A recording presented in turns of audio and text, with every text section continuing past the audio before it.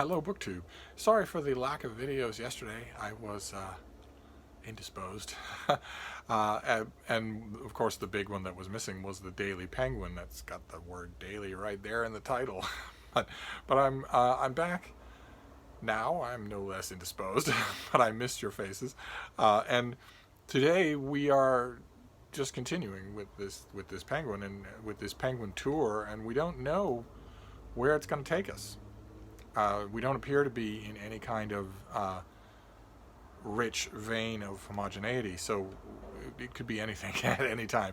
And today's a perfect case in point. This is a Penguin volume that I wouldn't have seen coming. I'm intentionally not studying these shelves to know what's coming ahead of time, so that I don't make a lesson plan out of what is a conversation. And this is History of England by Lord Macaulay, Thomas Babington Macaulay, which is the title is a little bit misleading. The section that is included here in this Penguin Classic is the reign of King James II, who really deserves a 1,000-page biography. Not necessarily a praiseworthy one, but all the way to the end of the reign of William III. And it could be longer. It isn't, obviously it isn't the history of England, right? I mean, Macaulay isn't starting with Domesday Book. He's not starting with William the Conqueror. But even so, this was a massive hit when it came out in 1849, I believe. Was when the first couple of volumes appeared. And Macaulay had primed his audience for that kind of a massive hit for almost a decade. In 1842, he came out with The Lays of Ancient Rome, a collection of very Victorian, never mind the timing by a couple of years, it was very schmaltzy Victorian poetry about, nominally set in ancient Rome, and it struck a chord. It struck a chord of what would later, in just a few years, become Victorian sensibility. And he also wrote a collection of essays, critical prefaces and whatnot, that was also unexpectedly a huge hit. This was an author who really struck a chord with the reading public, so that virtually everything that he wrote in his entire life was a commercial and critical success. Not a lot of writers have that in terms of a track record. So by the time he came out with the first couple of volumes of this history, the reading public was ready to make it sell out, and it did. Macaulay is not popularly read anymore. There's a Penguin volume, there might be an Oxford volume, but there's certainly no popular volume. The only thing that he's largely known for now, it used to be, once upon a time, 50, 60, 70 years ago, school children were still taught some of his Lays of Ancient Rome. That, I don't think, happens anymore. And so now I think he's mostly remembered for a concept rather than for anything that he actually wrote, and that concept is Whig history, so-called Whig history. That, broadly speaking, just generally is a justification of your present by the past, a kind of picturing of the past as a slow, steady building towards the eminence that is you. So in one form or another, Whig history has never been more in vogue than it is now in the 21st century. Macaulay is generally associated with something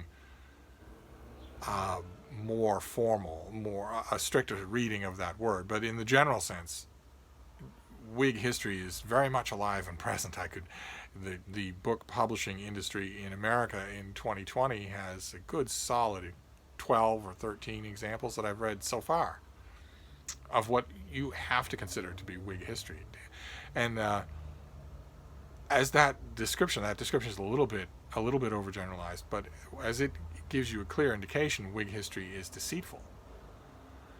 It isn't at all the concept of history that was around the same time that Macaulay was writing these books, this work, being promulgated in Germany by historiographers who were starting to give the world the idea of history that it now currently has, and I hope has forever, which is that the proper study of history is documents, reasonable interpretations, no imposing of dogma. What really happened, and why.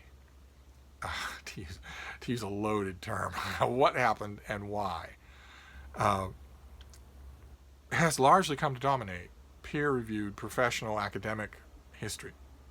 Uh, and I say that's a good thing because Whig history, polemical history in even the most well-intentioned hands is extremely dangerous. Better by far to stick to what happened and why, and show your chops not by skewing the ideology, but by how brilliantly you write. Better by far to do that. I say that, and I firmly believe that, and yet some of my favorite history in the entire course of mankind writing its own history has been otherwise, has been polemical, has been rhetorical in not just the verbal sense of that term, but also in the agenda sense of that term. Some of my favorite histories have been written that way, in a way that since the 19th century we would say is worthless as history. And maybe that's true. Maybe that's true. But there's a certain amount of enjoyment involved in it anyway. And I want to give you an example of what I mean. I realize that I'm sounding a little bit draggy. Sorry about that.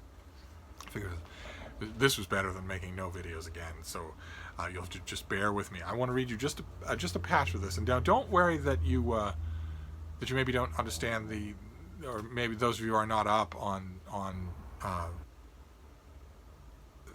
the sequences leading up to the Glorious Revolution. Never mind the specifics. I just want you to pay attention to what the author is trying to do here. So I'll add in a gloss here and there if we need to, but I don't think that'll really be necessary. I won't read much. Such was the captain, and such the soldiers who were now let loose on the people of Somersetshire. From Bridgewater, Kirk, that's the captain of the people that we're talking about here, Kirk marched to Taunton. He was accompanied by 2 carts filled with wounded rebels whose gashes had not been dressed, and by a long drove of prisoners on foot who were chained 2 and 2. Several of these he hanged as soon as he reached Taunton, without the form of a trial. They were not suffered even to take leave of their nearest relations. The signpost of the White Hart Inn served for a gallows. It is said that the work of death went on in sight of the windows where the officers of the Tangier regiment were carousing, and that at every health a wretch was turned off. In other words, at every health, meaning to the health of the king, to the health of the prince. That every toast is what that means. And turned off means hanged. And the picture that Macaulay is drawing here is that these regimental officers could look out the window and see people being hanged one after another while they were carousing, while they were having one drunken toast after another. When the legs of the dying men quivered in the last agony, the colonel ordered the drums to strike up. He would give the rebels, he said, music to their dancing. This also might need a little gloss because that's what tended to happen with people who were hanged. The drop was usually not steep enough, sharp enough, or long enough, so the person would choke to death and therefore do a gavotte all around. That is actually what caused these hangings, public hangings, to be so well attended in the course of English history. It wasn't to see justice done quickly. It was to watch that spectacle. And that's what the officer is saying here. We might as well, let's play a jig on the drums since they're dancing. The tradition runs that one of the captives was not even allowed the indulgence of a speedy death. Twice he was suspended from the signpost and twice cut down. Twice he was asked if he repented his treason, and twice he replied that if the thing were to do again, he would do it. Then he was tied up for the last time. So many dead bodies were quartered, in other words, butchered, that the executioner stood ankle deep in blood. He was assisted by a poor man whose loyalty was suspected and who was compelled to ransom his own life by seething the remains of his friends in pitch. The gorgeous prose here notwithstanding, what's being described here is staggeringly grotesque. And then that's the point that you want to make here. The peasant who had consented to perform this hideous office afterwards returned to his plough. But a mark like that of Cain was upon him. He was known through the village by the horrible name of Tom Boilman. The rustics long continued to relate that, though he had by his sinful and shameful deed saved himself from the vengeance of the lambs, the executioners, he had not escaped the vengeance of a higher power. In a great storm he fled for shelter under an oak, and was there struck dead by lightning. That is just a little glimpse of you get high drama like that everywhere in this book. It's all throughout Macaulay. It's why he was so popular in his day, because he could write like that, so flowingly and electrically, that the calmest reader of that segment and sections like that all throughout these books might be a little slow to remember that probably none of that happened. Probably none of it did. Macaulay is not citing any sources here. He is, in many ways, one of the last great exponents of a school of history that didn't feel all that compelled to cite sources or to prove that those sources were worthwhile. He admits in that section that he admits that he's referring to popular events, popular customs, the popular tale that surrounds these killings. And in the latter part, he mentions that the rustics in the area around Tom Boyle Man still tell the story, implying that's where he heard it. No attempt at anything like factual justification. Instead, those stories are meant to make points. They're meant to make emotional, rhetorical points, and they do. They very much do. They are very, very effective. I love this author. Absolutely love his work. I've read everything that he's ever written many, many times. I think he is fantastic. And a passage like that might give some of you an idea as to why, especially if you've been watching this March of the Penguins since the very beginning of the year. And the reason is fairly obvious. That passage that I just read you, aside from minor details of language, that was Livy. That is Livy. Just to a T. And Livy is enjoyable. These historians who are operating by a very different rationale and set of justifications than the historians that I read and love who are writing today can be very, very gripping to read. This is where it's this and books like it, this approach to writing history that made me fall in love with reading history in the first place. As irresponsible as it may be, as unaccountably picturesque as it might be, we don't know that any of what Macaulay just described really happened. A tip-off that maybe it didn't is that standard line about ankle deep in blood. But who knows? Who knows? So, part of my love for that kind of history writing, even though I recognize, I'm the first to say that it's not trustworthy, that it can be dangerous, that it can be misleading, that it is misleading, part of my love for it comes from the fact that Macaulay learned it from Livy and Tacitus and other such people. It's not random happenstance that it happens to be so similar. It's that this is a weird kind of literary tradition. So that is your Penguin for today. I don't know what to do about a Penguin recommends, because Macaulay is often referred to as a historian, but this is not history in the sense that we understand it today. And the sense that we understand it today is a good one. It's incalculably superior. I don't ordinarily indulge in this kind of anachronistic, point scoring, but it is in the same way that our science is just demonstrably superior to the practice of science 200 years ago. So too our study of history, our practice of history is demonstrably superior to what was called history in Macaulay's day. So your Penguin recommend would have to, I do recommend this author. How can I not recommend an author I love so much? But my recommend is going to have to come with an enormous amount of caution. You should approach this author with an enormous amount of caution.